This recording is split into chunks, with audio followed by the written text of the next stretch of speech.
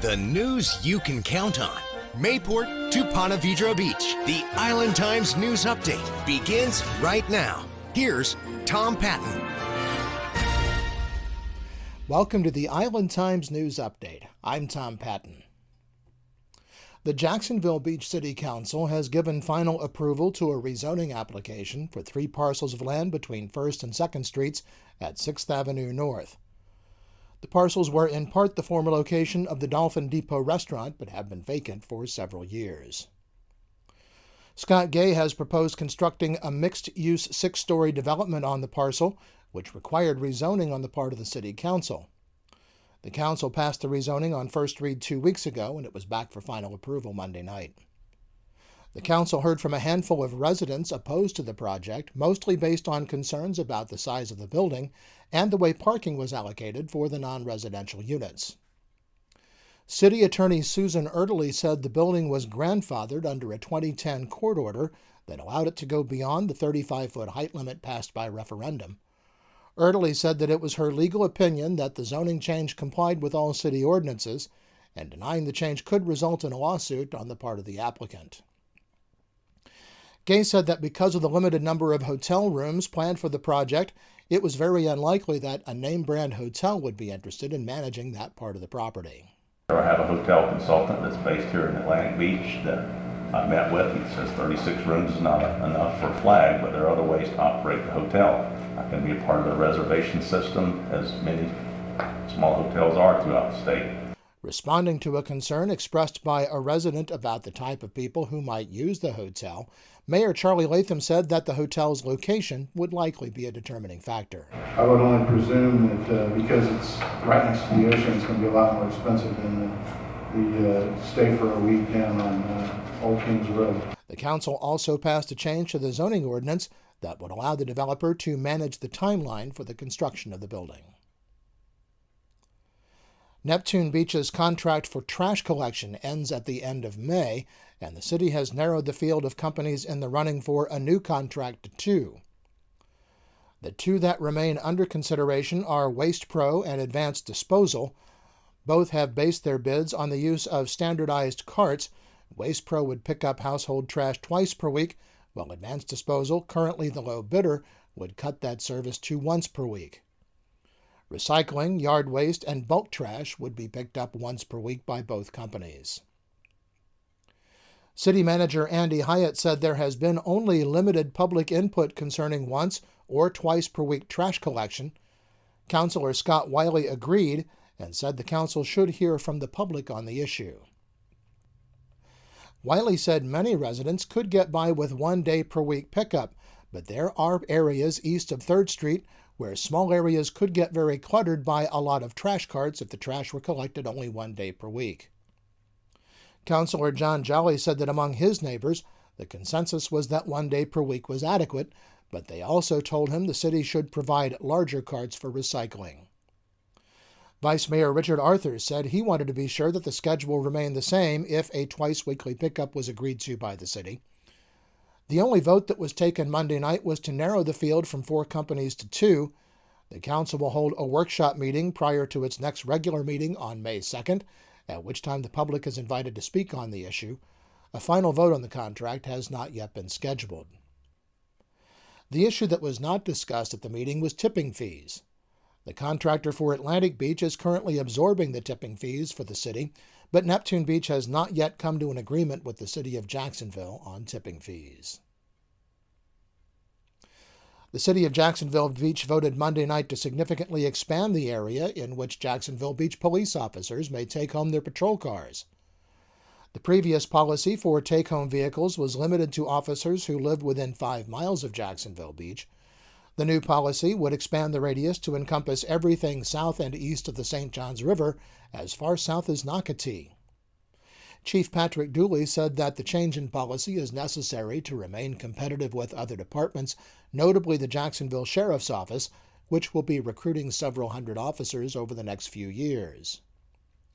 Councilman Phil Vogelsang said that since there would be a $25 fee assessed to officers for fuel on a monthly basis, the city should enter into a memorandum of understanding with the police union to protect that benefit in future collective bargaining sessions. Sergeant Keith Brown of the Jacksonville Police Department, who is the local union representative, said he would be agreeable to the Memorandum of Understanding coming later in an effort to put this policy in place now. The council voted unanimously to put the new policy in place, with the Memorandum of Understanding to be crafted at a later date. Well, when we come back, beach renourishment is planned for later this summer. This is the Island Times News Update. The news you can count on. The Island Times News Update will be right back.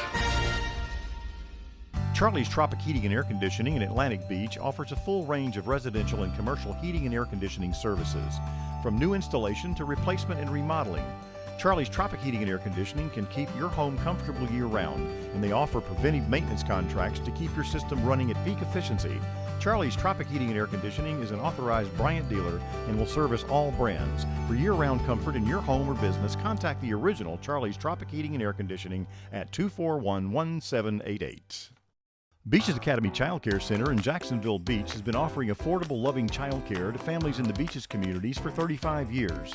Conveniently located on Penman Road, Beaches Academy offers care for children from infants through preschool, with programs that encourage learning and outdoor play. Our affordable tuition means families can get quality child care at a price that fits their budget. Contact Beaches Academy at 246-3885 and schedule a tour of our center. Beaches Academy, the child always comes first. Welcome back to the Island Times News Update. I'm Tom Patton. The Bureau of Ocean Energy Management has signed an agreement with the City of Jacksonville and the U.S. Army Corps of Engineers, authorizing them to dredge nearly 1.4 million cubic yards of sand from federal waters for the renourishment of the Duval County shoreline. The Shore Protection Project, using sand from the seafloor from the federal Outer Continental Shelf, will restore a 10-mile stretch of coast between the St. Johns River entrance and the Duval County-St. Johns County boundary.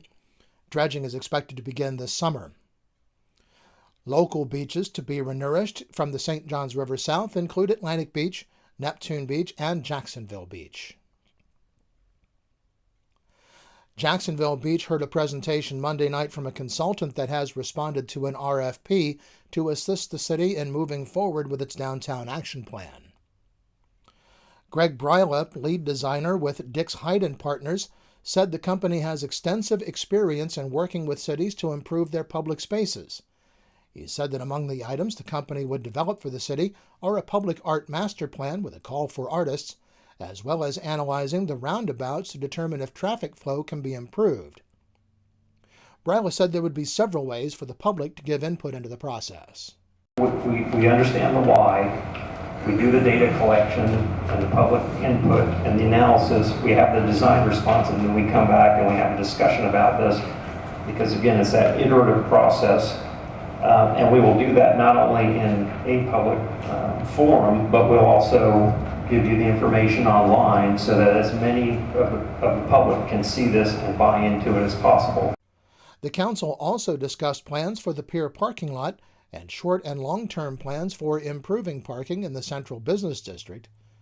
City Manager George Forbes said that the city plans to develop a surface lot on a vacant parcel on 2nd Street between 3rd and 4th Avenues North, and is in discussions concerning the purchase of a small apartment building on 4th Avenue North that would allow for the construction of additional parking, or perhaps a parking garage on 1st Street just south of the current pier parking lot. The garage would be a longer-term project. That would open up the pier parking lot for potential development of a boutique hotel or shops and restaurants along the oceanfront. Forbes said he would also like the council to consider a proposal that would allow current restaurants to establish small outdoor dining areas of less than 200 square feet without going through the permit process.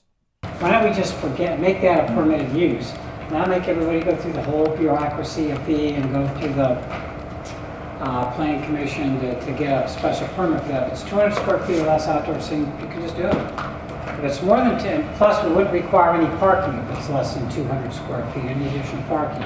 If it's more than 200 square feet, then you would have to go through and get a conditional use permit, and other than the first 200 square feet, the parking would be taken into consideration. Additionally, he said he would like the council to consider an ordinance that would allow low-volume music in outdoor areas in the CDB. Scott Wiley has announced his candidacy for re-election to the office of Neptune Beach City Council Seat 2. Wiley and his family moved to Neptune Beach in 1956, and he and his wife Becky reside on Davis Street. Wiley was elected to the Neptune Beach City Council in 2012. He previously served on the City Council and on various boards in Neptune Beach. Sears Holdings has announced it will be closing 68 Kmart stores nationwide, including the location in Neptune Beach. In February, the company said it would accelerate the closing of unprofitable stores. The announcement Thursday follows a comprehensive evaluation of the company's store portfolio that took into account historical and recent store performance and the timing of lease expirations. The Neptune Beach Kmart will close in late July. The Kmart on San Jose Boulevard in Jacksonville and the Sears store at Regency Square Mall will also be closed. The company said a liquidation sale at the Neptune Beach store will begin at the end of this month. And the Jacksonville Transportation Authority held a celebration Sunday to welcome the St. Johns River Ferry back into the city's transportation system. The celebration had originally been planned for Saturday, but a forecast of bad weather led JTA to push the party on Port Authority property on the St. Johns River to Sunday.